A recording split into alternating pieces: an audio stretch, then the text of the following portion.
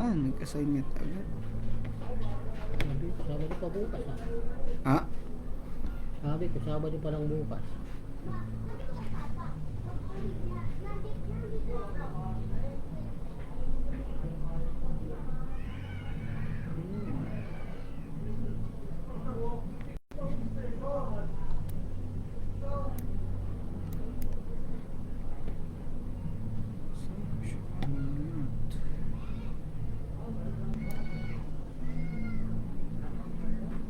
Ang gulo naman na rin. Baka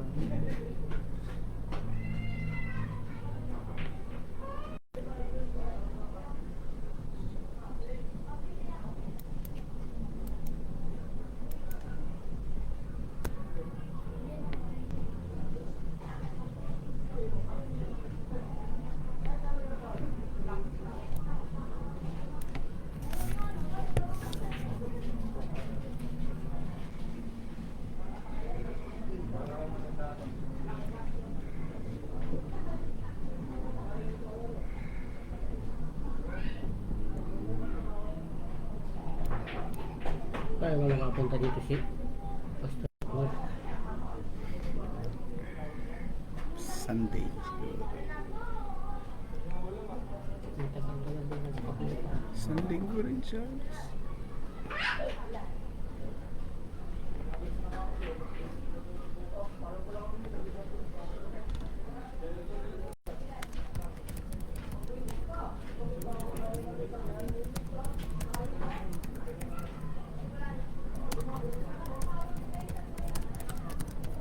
Naka-online.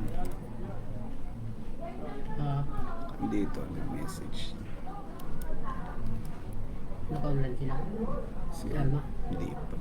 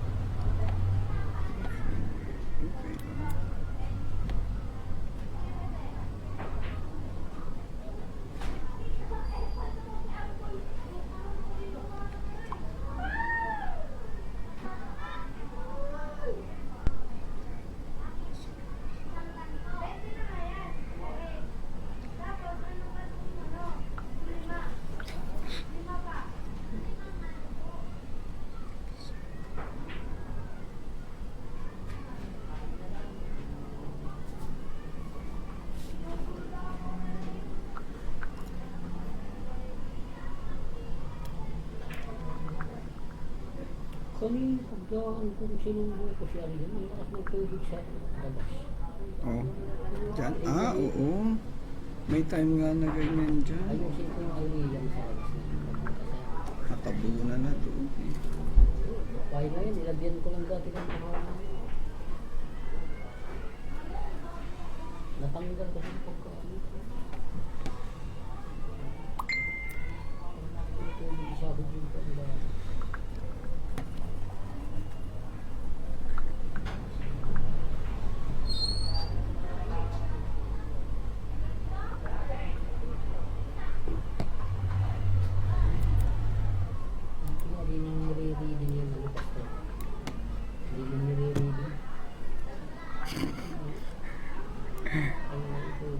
Kaya nga, ewan ko ba kalansin.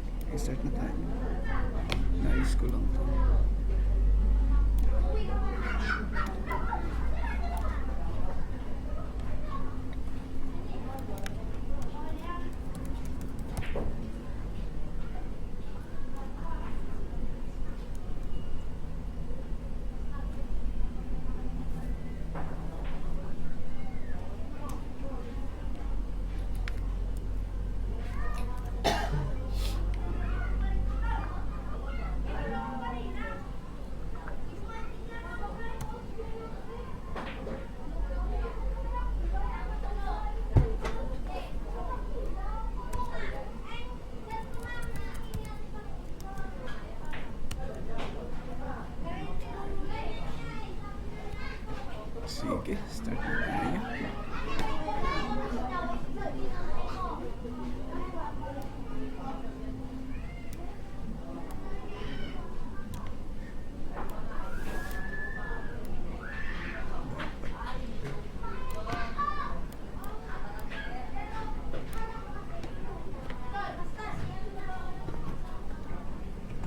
Okay, tayo po ay mag-i-start na in few minutes.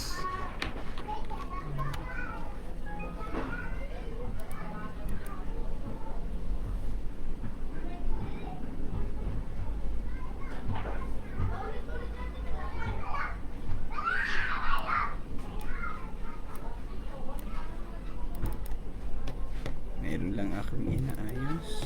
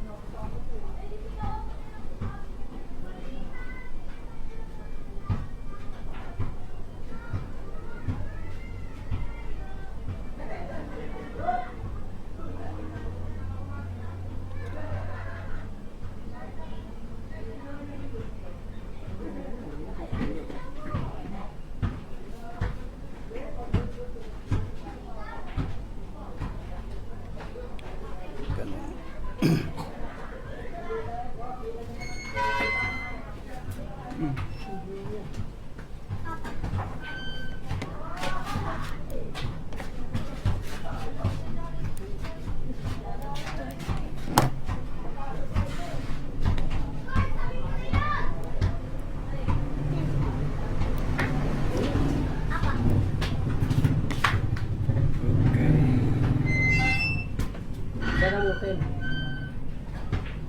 Sarap.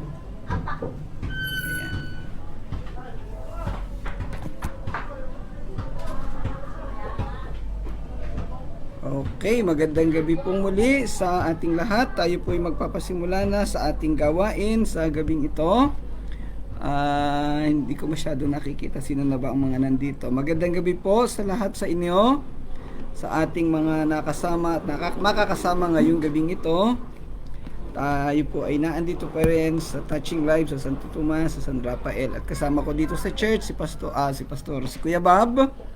Ayan, so welcome kay Ate Irene, si Pastor Claude ang nakikita ko. Hindi ko alam kung sino pa yung naka-join. Ayan, medyo naninibago lang ako dito sa aking screen. Ayan. Okay. Ayan. Okay, so sa ating pong talakayan sa gabing ito, tayo po ay magpapasimula ng bagong kabanata. At ito nga po ang Isaiah chapter 23. Yan. Tayo po ay nakatapos kagabi sa Isaiah chapter 22. So tayo po sisimulan po natin sa gabing ito ang panibagong kabanata at panibagong mga propesiya at aral na ating matututunan sa pagkakataon pong ito. Okay, so bago po tayo magsimula, tayo po ay magsimula sa pamamagitan ng panalangin. Ayan. Okay, samahan po ninyo ako sa ating pananalangin. Ama naming Diyos na dakila sa lahat, maraming salamat pong muli, Ama, sa iyong patuloy na paggabay at pagsama sa amin sa pagkakaloob ng dakilang oras at araw na ito upang kami patuloy na makapag-aral ng iyong salita. Samahan mo kami, Panginoon, habang kami nagtatalakay, maging ang mga nakakonek at magjo-join sa aming talakayan sa iba't ibang lugar. Panginoon, Ikaw po ang patuloy na magpaalala at magturo sa kanila. Higit sa lahat, ang mga kaanib kasama ng Touching Lives Christian Church, pagpalain mo po kaming lahat, Panginoon. Salamat po, Ikaw po ang manguna at gumabay sa aming lahat. Ito po ang aming dalangin sa pangalan ng Panginoong Jesus. Amen. Amen. Okay, so ayan. Okay, so tayo po ay magpapatuloy. Sana'y naririnig ako dyan. Comment lang po kayo para malaman ko rin kung ako ay naririnig pa. Pagka nandiyan si Pastor Claude, Sister Irene, paki-message nyo lang ako kung ano man ang ating mga hindi magandang ating signal. Okay, so kagabi nga po ating natapos ang talakayan sa Isaiah chapter 22 na tumalakay sa mga propesiya ng Panginoong Diyos laban sa mga taga-Jerusalem o yung mga Israelita doon sa Juda. At ito po ay natapos natin doon sa sitwasyon ni Sebna at ni Eliakim, na kung saan si Sebna ay inalis sa kaniyang pwesto dahil sa kaniyang pagmamalabis at ipinalit sa kanya si Eliakim. So sa gabi naman pong ito, dito sa chapter 22 pa rin ng aklat ng Isaiah, ating tatalakayin ang sitwasyon naman o mga propesiya laban sa bayan ng Tiro at ng Sidon. Ang Tiro at Sidon ay isang mga pangunahing lungsod sa rehiyon ng Phoenicia na sa kasalukuyang panahon ay nasasakop ng bayan na o bansa ng Lebanon. Ang sentrong nilalaman ng Isaiah chapter 23 ay ang propesiya laban sa lungsod ng Tiro at Sidon na nasa sinaunang panahon ay matatagpuan sa timog Lebanon. Ang propesiya ng pagkawasak ng Tiro na binabanggit sa kabanatang ito ay ibinigay dahil sa pagmamataas at kayabangan ng bayang ito, na itinampok ang papel nito bilang isang pangunahing sentro ng kalakalan sa dagat Mediterano, at sa huli ay ipinahayag ang pagbagsak nito na sa kalaunan ay muling uunlad bagamat nababawasan ang karangalan. Katulad ng mga babala sa ibang bansa gaya ng Jerusalem, Ehipto, Babylonia at iba pa. Itong Tiro at Sidon ay isa sa mga bayan na matatagpuan sa rehiyon ng Phoenicia, nakatabi ng dagat Mediterano or Mediterranean Sea. So, yung kanilang geographical location, ito ay nagpapakita ng kanilang source of economic o yung kanilang hanap buhay. Sila, ang mga tao dito sa Tiro at sa Sidon ay pawang mga mandaragat at mayroong daungan doon sa bulunsod ng Tiro. At itong daungan na to, ang isang dahilan kung paano nagsimula ang kayabangan at pagmamataas ng mga tao dito sa bayan na ito. Ang propesiya ay bunga ng pagtitiwala ng bayang ito sa kakayahan at kayamanan na nagmumula sa kanila o sa mga tao. Hindi nila binigyang halaga ang Diyos sa kanilang mga tagumpay at pagpapalang nakamit. Lubos silang kumapit at nagtiwala sa kanilang kakayahan sa halip na sa soberanya o sa provisions ng Diyos. Ipinapahayag ng kabanatang ito ang mga talinghaga hinggil sa kahihinatnan ng pagmamataas at ang panandaliang katangian ng kaluwalhatian ng tao.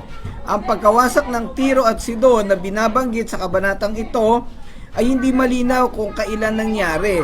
Kung ito ba'y sa panahon ni Isaiah sa pag-atake ng Assyria o sa panahon ni Alexander the Great noong 332 BC. Ang kabanatang ito, yung chapter 23, ay huli sa kabanata na nagtataglay ng mga propesiya laban sa mga bansa. Kung ating maaalala, yung mga nakaraang kabanata ng Isaiah na ating napag-aralan, ito ay tinatawag na propesiya laban sa mga bansa, prophecies against the nation. Nagsimula ito sa chapter 13, wherein do sa chapter 13, ito ay propesiya laban sa Babylonia. Sa chapter 14 naman, propesiya laban sa Babylonia, sa Assyria at sa Pilisteo. And then sa 15 at sa 16 laban sa Moab. At sa 17 propesiya naman laban sa Damascus o sa Syria. Sa chapter 18, propesiya naman laban sa Ethiopia o sa Cush. Sa chapter 19, propesiya laban sa Ehipto. Sa 20, laban sa Ethiopia at Ehipto. And then yung chapter 21, mga babala naman laban sa Babylonia, sa Edom at sa Arabia. And then yung kakatapos natin kahapon, yung chapter 22, laban sa Jerusalem. Sa chapter 23, itong ating tatalakayin ngayon ay propesiya laban sa Sidon at sa Tiro. At yung chapter 24, ito'y laban sa buong sanlibutan. Ayan, so palagay ko sa dami ng ating napag-aralan hinggil sa propesiya ng pagpaparusa ng Diyos ay natuto na tayo. Nawa ay natuto tayong lahat, lalo na yung mga taga dito sa simbahan, sa Touching Lives, kung ano yung sitwasyon pag ang isang tao ay nagmataas, pinaandar ang pride, nagmayabang at hindi sumunod sa mga kalooban at kaparaanan ng Diyos. Ang mga kabanatang nabanggit mula chapter 13 hanggang sa chapter 22, dahil 23-24 ay ngayon pa natin pag-aaralan, ay katumbas din ng mga parehong propesiya na matatagpuan naman sa aklat ni Jeremias or Jeremiah from chapters 46 to 51. So yung ating mga pinag-aralan dito sa Isaiah, meron ditong counterpart doon sa mga prophecies ni Jeremias. Okay. Bigyan natin, talakayin natin, dahil ito'y pagpapasimula ng chapter ng 23, ating talakayin yung kaunting kasaysayan ng mga bayan na ito. Matatagpuan ang Tiro o Tyre sa timog ng Beirut, Lebanon. Ang Beirut ang kapitolyo ng Lebanon. Ito ay nasa 83 kilometers sa south ng Beirut, Lebanon at 19 na kilometro sa hilaga ng hangganan ng Israel. Northern part of the borders of Israel. Ito ay isang pangunahing lungsod o estado ng Phoenician na mula pa noong ika-9 hanggang ika-6 na siglo, from 900 to 600 BC. Nasakop ito ni Alexander the Great noong 332 BC. Sentro ito ng komersyo at karangyaan at kalakalan ng sinaunang mundo. Bakit ito naging sentro?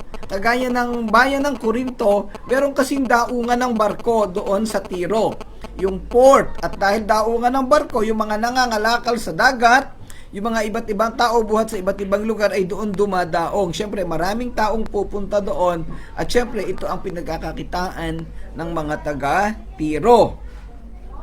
Ang Tiro ay isang tagapagtustos ng cedro o yung cedar tree at iba pang materyales para sa pagtatayo ng templo ni Haring Solomon. Sa kanya nagmula yung produksyon o paggawa ng kulay purple na mga pangulay or purple dye. Isa rin ito sa pinakamatandang lungsod sa mundo na tinirahan ng tao. Yan. Yung cedro, isang matibay na uri ng kahoy na ginagamit sa pagtatayo ng mga palasyo o matitibay na istruktura. Siguro kung sa kapanahunan natin ngayon, ito'y katumbas ng Nara dito sa atin sa Pilipinas. Opo? Yan. So maaalala natin sa aklat ng ng 2 Kings sa panahon ni Haring Solomon o nagsimula sa panahon ni Haring David, bumili sila sa Lebanon ng maraming mga cedar tree para gamitin sa pagtatayo ng templo ng Diyos sa Jerusalem. Ayan. Ang Phoenician City ay mga malalayang syudad o estado na bumuo sa sinaunang sibilisasyong Phoenicia. Nasa kasalukuyan ay nasasakop ng mga bansang Syria, Lebanon at hilagang Israel. So yung mga bayan nila na binabanggit dito sa Phoenicia, dito sa chapter na ito, kasama ang Sidon at Tiro, ay nasasakop ng either ng Syria, ng Lebanon o ng Northern Israel. Ang Tiro ang pinakamakapangyarihan sa lahat ng estado na nasa loob ng Phoenicia. Ang ibang estado na sumasakop sa Phoenicia ay ang mga sumusunod. Sidon, isa ding makapangyarihang estado. Biblos, ang pangunahin at sentro ng espiritual na gawain sa lugar na nasasakupan ng Phoenicia. Arwad, isang pangunahing lungsod sa Phoenicia. And then yung Beirut or Birot, ang sentrong syudad ng Phoenicia nung kapanahunan na yon. No, nung unang panahon, part pa ng Phoenician area, Pero habang tumatagal ito ay nasakop na ng bayang Lebanon o ng bansang Lebanon. So, ang Lebanon ay isang Arab countries, nagsasimula din ng nagkasalita ng mga Arab language, Arabic language, no? Matatalino din ang mga Arabo at karamihan ng mga kumpanya sa Middle East ay sila ang namamahala. Kaya lang meron isang katangian sila ng mga kurakot, mga kurap, at ang sabi nila mga magdanakaw daw ito. So, yun. Marami akong nakatrabahong mga Lebanese. Yung isa sa pinakamataas na boss namin dati sa Abu Dhabi ay Lebanese. Yan. So, kalat itong mga Lebanese sa Middle East. Ang bawat syudad na nabanggit ay may kani-kaniyang gobyerno o pamahalaan na malaya sa isa't isa, independent government.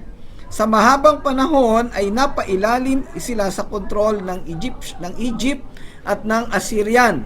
Ang rehiyon ng Phoenicia ay wala na sa kasalukuyang panahon. Wala na yung word na Phoenicia, parang yung Moab.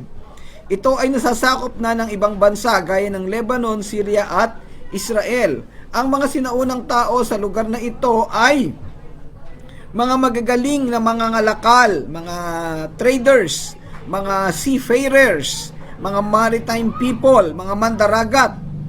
Ang pinakadakilang syudad sa rehiyong ito ay at tinatawag nating Carthage na winasak ng Roman Empire daang taon na ang nakalipas. So, yan po ang kasaysayan, maigsing kasaysayan ng Phoenician Republic or Phoenician region. Okay. So, tayo po ay kung meron kayong mga katanungan hinggil sa kasaysayan na to, pwede kayong mag-message at pwede kong ibigay sa inyo yung detalye na to. Even yung mga mapa kung nasa ang lugar sila sa mundo o sa globo.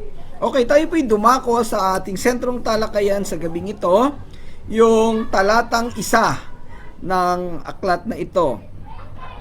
Ang talatang 1 ay naglalaman ng mga panawagan o mga hula o tinatawag nating propesiya at mga panawagan sa mga barko o sa mga mandaragat ng Tarsis na managhoy at magdalamhati dahil ang lahat sa Tiro ay nawasak.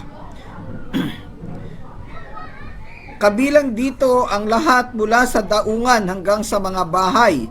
Ang balita ng pagkawasak ay nagmula sa Cyprus na isa ring bayan sa Europe. Sa panahong sila ay nakapasok dito, ang mga barko ng Tarsis ay naglalayag mula sa dulo ng Mediterano hanggang sa kabilang dulo. Siguro kung meron kayo dyang internet, isearch niyo yung Mediterranean Sea para makita natin kung anong lawak ng Mediterranean Sea na dinadaungan o pinaglalayagan nitong mga mandaragat sa Tiro at sa Tarsis. Inilalarawan ni Isaiah ang mga mandaragat na ito na bumabalik mula sa isang mahabang paglalakbay, subalit sa isang pagkakataon sa kanilang pagdating sa Tiro, wala nang madaungan ang kanilang mga barko kasi yung port ay winasak na ng Assyrian o ng mga kalaban nila. Pinawasak na ng Diyos dahil sa kanilang kataasan. Okay, sabi sa talata, ito ang pahayag tungkol sa Tiro. Manangis kayo mga ngalakal sa Tarsis, sapagkat ang Tiro na inyong daungan ay wasak na. Wala na kayong mga tahanang matitirhan. Ito'y inihayag na sa inyo mula sa lupain ng Cyprus. So biro mo, nakakalungkot yung sitwasyon na yun. Yung mga mamamayan ng Tiro umalis, naglayag, naghanap buhay sa dagat. Tapos pagdating nila, yung kanilang bayan ay wasak na. Wala na silang mapuntahan, wala nang madaungan ng barko, at posibleng yung mga mahal nila sa buhay ay wala na rin doon. Nangamatay na. Kaya nakakalungkot, nakakaiyak ang sitwasyon na ito. Ayan. Okay. So, ang talatang ito ay simula ng propesiya laban sa lungsod ng Tiro. Itong 23 verse 1. Again, ang Tiro isang pangunahing sentro ng kalakalan at pandagat sa sinaunang mundo sa rehiyon ng Phoenicia. Malapit ito sa baybayin ng dagat Mediterano or Mediterranean Sea. Ang pahayag na ito ay isang mabigat na mensahe na sumasakop sa paghatol sa kanilang mga gawa. at nagpapahiwatig na ang mga susunod na pangyayari ay hindi magiging mabuting balita para sa mga tao ng Tiro. Yun nga yung binabanggit natin, sila'y umalis ng bayan nila, naglayag sila, subalit pagbalik nila'y wala na ang kanilang bayan, nasira na. Ang lungsod ng Tiro, isang mahalagang lungsod sa estado ng rehiyon ng Phoenicia at sikat sa kalakalan, at ito'y isang mayamang bayan. Ang pagkawasak at pagkatiwangwang ng Tiro ay isang propesiya na naghahayag ng biglaang mensahe at lubhang nakababahala para sa mga nakarinig nito. Ang pagbanggit o paggamit ng mga mangangalakal buhat sa Tarsis ay simbolo ng kapangyarihang pandagat. Ang pagkakaroon ng daungan sa Tiro ay nagpapahayag ng impluwensya ng Tiro sa ibang mga bayan gaya ng Tarsis. Ang mga barko ng Tarsis ay malalaki at may kakayahang mga sasakyang pandagat na ginamit para sa malayuang kalakalan, at ang pagkasira ng mga daungan ay sumasagisag sa kawalan ng pag-asa at pagdalamhati na darating sa lungsod bilang resulta ng pagkawasak nito. So, isang nakalulungkot na sitwasyon gaya ng nabanggit natin kanina. Kumbaga yung kanilang port area, yung daungan ang pinakasentrong kalakalan. Doon nangyayari ang mga palitan ng kalakal at mga economic transaction. Kaya lang yung pagkakataon na binabanggit dito sa verse 1, pagdating ng mga tao, wala na yung central area of economic transaction. Lumubog na or winasak. Pwedeng may ginamit ang mga tao para sirain ito. So, ano ang kasunod na mangyayari nito? Wala nang kalakalan. Wala nang papasok na pera sa Tiro. At ang kasunod nito, kung meron mang natirang mga tao, magugutom hanggang sa sila ay mamatay na. Yan. Okay, ang pagkawasak nga na ito ng mga daungan ay simbolo ng pagsisimula ng mas malawak na pagkawasak. Sa alinmang lugar, ang pagkawasak ng mga daanan o lagusan ay nagbibigay ng malaking epekto sa mga tao at mamamayan ng lugar. Ang kasunod nito ay pagbagsak ng ekonomiya, kawalan ng ikabubuhay na sa duloy magdadala ng kapahamakan o kamatayan ng mga tao. So, nangyayari din yan dito sa Pilipinas. For example, nung pagkakataon na bumaha ang Santo Tomas ay gateway from north papunta sa Metro Manila at from south papunta sa north at sa central ng Metro Manila. At yun namang nasa Metro Manila at nasa north, ang Santo Tomas ay gateway papunta naman ng Bisaya, ng Bicol at ng Mindanao. Siyempre, hindi naman lahat ay may sasakay sa eroplano. So, yung mga bus na isinasakay sa mga malalaking barko papunta ng Bicol, ng Masbate, Catanduanes, ng Bisaya, definitely dito dadaan yan sa Santo Tomas kasi ito yung gateway. Kung magkataon na masira itong daan sa Santo Tomas, lumubog, wag naman sanang mangyari. Ano po? Siyempre, tayo ang unang maaapektuhan. So, maaapektuhan ang mga kalakalan papunta sa malayong timog ng bansa. So, iyan ang problema. So, kung makikita ninyo sa umaga, kung kayo naglalakbay dito sa highway ng Santo Tomas, itong Maharlika Highway, yung mga dumadaang truck dyan, galing pa yan ng Mindanao, galing ng Bisaya, especially yung sinasakyan ng ating mga yung mga ino-order natin sa Shopee at Lazada. So, nanggagaling sa iba't ibang lugar at i-deliver dito sa atin sa Metro Manila at iba pang karatig na bayan doon sa norte. So, napakalaki ng role ng ating bayan. Kaya actually itong bayan natin isa sa pinakamaunlad na syudad. I think ito ay number 4 dati nung municipality pa. So, napakaganda ng kinabukasan. So, kung masira itong ating bayan, ay malaki ang epekto sa ekonomiya. Iyon ang sitwasyon na nangyari doon sa bayan ng Tiro. Nung daungan ng barko na naging sentro ng kalakalan ay nasira. Kaya sila ay nakaranas din ng kahirapan. Yan. Okay. Ang kasunod, sabi nga dito, kapahamakan ng maraming tao, pwedeng pagkawala ng buhay, At nagpapahiwatig ito na ang dating umuunlad na lungsod ay naging guho at ngayon ay hindi na matirahan, nawasak. Bakit nangyari ito? Dahilan sa kanilang katigasan ng ulo. Sa King James Version ay ginamit ang salitang lupain ng Chittim na tumutukoy sa malalayong bansa na makakarinig ng pagbagsak ng Tiro.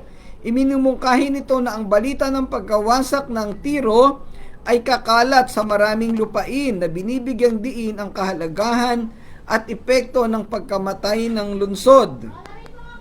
Ang Chittim, kung mayroon kayong King James Bible, mababasa nyo dyan, yun ang ginamit na lugar. Ang Chittim ay tumutukoy sa Cyprus.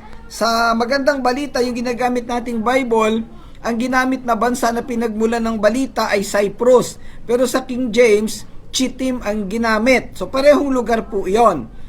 Kaya lang sa kasaysayan ng Biblia, ang Chittim ay isang syudad na naging kapitolyo ng Cyprus. Ang mga tao dito ay nagmula sa lipi ni Japet na anak ni Noah. Si Chittim ay isa sa mga apo ni Japet na kaapu-apuhan ni Noah. Ayan. So, sana nare-recall natin yung mga sitwasyon na yan. Pwede nyo i-check yan doon sa aklat ng Genesis, yung mga anak ni mga lahi na sumunod kay Noah. Okay, si Japet ang pinagmula ng Chittim, sa kanya nagmula ang lipi ng mga tao sa Cyprus. Ang Cyprus ay isang bansa sa Europa na nananatili pa sa kasalukuyang panahon. Ang propesiya laban sa Tiro sa kabanatang ito ay nagsisilbing babala at panawagan upang magsisi sa kanilang kataasan at pagiging mapagmalaki dahil sa kanilang kalalagayan sa buhay. Again, yung salitang pride. Ang lungsod ng Tiro ay naging mayaman at mapagmataas. Kasi nga napakayaman nila, parang ang pakiramdam nila hindi sila kayang ibagsak ng anumang sitwasyon. Ang lungsod ng Tiro ay naging mayaman at mapagmataas, umaasa sa sarili nitong lakas at yaman sa halip na kilalanin at umasa sa Diyos. Ang mensahe ng nalalapit na pagkawasak na ito ay sinadya upang mabigla ang mga tao ng Tiro. Hindi talaga ihinanda upang sila'y maging handa o mabigla sila at posibleng sa pamamagitan nito maunawaan nila na sila ay nagkasala at kinakailangang magbalik loob sa Diyos. Nakakatakot ang sitwasyon na ito. Kahit sa kapanahunan natin, walang kapahamakan na pinaghandaan natin na mangyayari. Lahat ng sakuna, pwedeng parusa o kapahamakan ay nangyayari sa biglaang pagkakataon, hindi natin inaasahan. Kaya dapat tayong maging handa. Ang spirituality natin ay ganun din. Hindi natin alam anumang oras, baka bumalik na ang Panginoong Hesus o baka kuhanin na niya tayo dito sa lupa. Ang malaking tanong, tayo ba'y handa na pumunta sa Panginoong Hesus sa kanyang kaharian sa panahong tayo ay kaniyang kukuhanin na? Ang hulay nagsisilbing paalala na ang makalupang kapangyarihan at kayamanan ay panandalian lamang at maaari itong mawala sa isang iglap. Hindi inaasahan ng mga taga-Tiro na mangyayari. For example, itong nangyari noong 2020 sa Taal. Yung pagsabog ng Taal na hindi inaasahan, bagsak po ang ekonomiya. Yung mga negosyo ng mga tao doon, yung ano bang negosyo nila doon? Yung sila ay yung mga may-ari ng hindi yung fish pan, ano ba yung tawag sa maliit na na mga bangka. Sorry, medyo nawala ako. Yung may-ari ng mga bangka, sila'y namamangka papunta doon, buhat sa Talisay, baybayin nila yung Taal Lake, papunta sa Mount Taal, doon sa Taal Volcano, kasi doon sa Taal Volcano, maraming nakatirang foreigner. So nagdadala itong mga taong ito ng mga pagkain, ng mga resources nila, alahas, pera, yung Philippine currency, ipinapalit nila doon. Tapos marami ding mga foreigners na naglalakbay, buhat sa iba't ibang lugar, at tinitingnan nila mismo yung Taal Lake o yung Taal Volcano, kasi parang ito ay mga foreign na mga pamasyalan nung panahon na yon. Kaya lang biglang sumabog ang Taal. So ayan, nawala ang ekonomiya ng Talisay. So ganun ang nangyari. Sa halip ay puro putik at maraming nasirang establishment. Sa kasalukuyang panahon ay medyo nakaka-recover na sila kasi halos mahigit ng 4 na taon ang nakalipas. Pero napakalaki ng epekto. Even doon sa lugar ng Laurel at part dito sa mababang parte ng Tagaytay. At dito mismo sa Tanawan naapektuhan dahil sa pagsabog ng bulkan. So yun ang mangyayari. Hindi naman ito pinlano, hindi ito napaghandaan. So ganun ang mangyayari. Sa isang iglap ay po pwedeng pabagsakin ng Diyos ang isang bayan kung kaniyang nanaisin. Ganun din sa ating personal na buhay. Kaya mga kapatid, napakahalaga na tayo ay maging handa sa anumang mangyayari sa ating buhay o kung anumang pwedeng mangyari mamayang gabi o pagkatapos ng devotion o maging oras ng devotion na ito. Nakakalungkot lang, marami tayong mga kapatid, mga kasama sa church na wala dito, nagdadalawang isip pa rin magsumamas at matutong mag-aral. Pride pa rin ang pinapaandar, hindi nila nauunawaan, napaka-importante ng ating gawain. But anyway, diyan alam eksakto kung anong dahilan. Sana naman at least may recording tayo dito sa live, kaya tayo nagla-live. At least pagkatapos ng discussion ay mapakinggan nila at mapanood yung ating pinag-aaralan. Ayan. So dapat nating maunawaan na anumang kaparusahan o konsekwensya ng lahat ng ating mga ginagawang mali, gaya ng pagre-rebelde, hindi pagpapasakop, hindi tamang pagtrato sa ibang tao, kataasan o pagmamalaki at marami pang iba'y nangyayari sa panahong hindi natin alam. Kalimitan ito'y biglaan o sa mga panahong hindi natin inaasahan. Para nga daw itong magnanakaw sa gabi. Wala namang magnanakaw, nakakatok sa'yo, Kuya Bob, pwede bang magnakaw sa inyo? Pagbuksan mo kumpleto kasi magnanakaw ako. Syempre wala namang ganon. So, bibiglain niyang buksan ng pinto, dadaan sa bintana, sa likod ng bahay, at magnanakaw. So, ganon ang nangyayari. Baka tayo biglang magulat. Baka tayo magulat sa kung anong mangyayari sa mundo. Kaya nga, everyday, dapat tayo ay maging handa. Ang biglaang pagdating ng pagkawasak ay pagpapaalala sa lahat sa lawak ng soberanya ng Diyos at sa kaniyang otoridad na hatulan ang lahat ng bansa, maging maliit o malaking bansa, mga mayaman man o mahirap, at maging mga makapangyarihan o walang kakayahan. Ang pagbagsak ng Tiro ay pagpapakita ng matuwid na paghatol ng Diyos laban sa pagmamataas at maling pagsamba o idolatry sa lungsod na ito. Sa Pilipinas, kalat din ang idolatry. Maliban sa pagsamba sa mga Diyos-Diyos at mga ribulto, pagsamba rin sa mga sariling kakayahan o sa mga idolo. Iniidolo mo yung asawa mo, yung iyong kapitbahay o yung artista, iniidolo mo yung pera at kayamanan.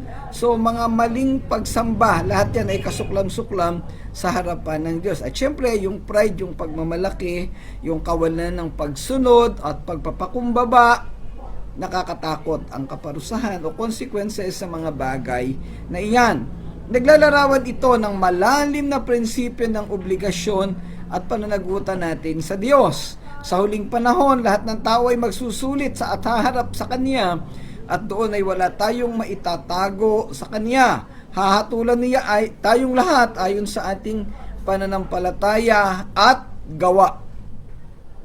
Makikita rin sa talatang ito ang mga prinsipyo at tema ng paghatol, pagsisisi at soberanya ng Diyos na isang malawak na tema sa buong Biblia.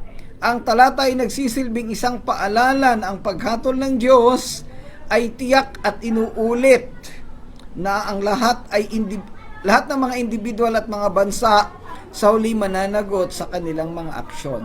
Lahat ng ating ginagawa ay alam ng Diyos at alam din ng Diyos kung paano tayo hahatulan o pagpapalain sa kung ano man ang nararapat sa atin. So ito yung napag-aralan natin sa napakaraming sitwasyon.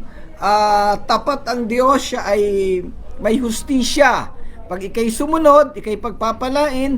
Pag ikay sumuway, ikaw ay parusahan. So nakakalungkot po yung ganoon. So kaya tayo may ganitong pag-aaral para maunawaan natin lahat ito.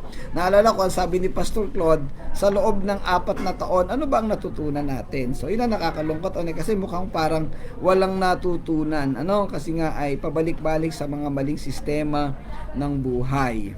Okay, binibigyan din ito ang kahalagahan ng pagpapakumbaba at pagtitiwala sa Diyos sa halip na umasa sa makamundong kayamanan at kapangyarihan. Sa pagtatapos, ang talatang ito ay nagpapahayag ng epekto o kahihinatnan ng pagmamataas at pagsuway. Ito ay nagsisilbing babala sa lahat ng tao at bansa na kilalanin ang kanilang pagiging makasalanan, magsisi sa mga ito at bumaling sa Diyos bilang isang tunay na pinagmumulan ng katiwasayan at kaligtasan. Okay, salamat sa inyong pakikinig. Doon lang muna tayo sa talatang 1. Kasi kung sisimulan ko yung talatang 2 and 3, medyo mahaba, abot tayo ng 8:30. So bukas natin itutuloy. So nawa ay natuto tayo sa panimula sa mga natalakay na diskusyang kompletong nilalaman at konteksto ng chapter 23. Again, kagaya ng mga naunang kabanata, tumutukoy ito sa kayabangan, sa pagmamataas, sa pagmamalaki ng mga tao. Yung kanilang pag-asa na kinukuha sa mga tao at sa mga material na bagay na kung saan ang Diyos ay suklam na suklam at hindi pinapayagan. Sa huli, mararanasan ng bawat isa ang parusa o mga konsekwensya sa kanilang mga maling ginagawa. Ito'y panawagan hindi lamang sa mga taga-Sidon o sa mga taga-Tiro, kung hindi sa ating mga mananampalataya sa kasalukuyang panahon na lagi nating i-check ang ating mga sarili. Sabi sa Psalms 139 verse 23 to 24, suriin mo ako, Panginoon, para malaman kung ako'y mayroong pagkakamali o pagkukulang at lagi mo akong dalhin doon sa daan patungo sa walang hanggan. Magpasuri tayo o suriin natin ang ating sarili. Bago tayo matulog sa gabi, pagkagising natin sa umaga, let us examine ourselves. Ano ba yung naging ugali natin sa maghapon? Ano ba yung naging buhay natin? Ano ba yung naging pagtugon natin sa salita ng Panginoon? Ano ba yung ating natutunan sa pag-aaral?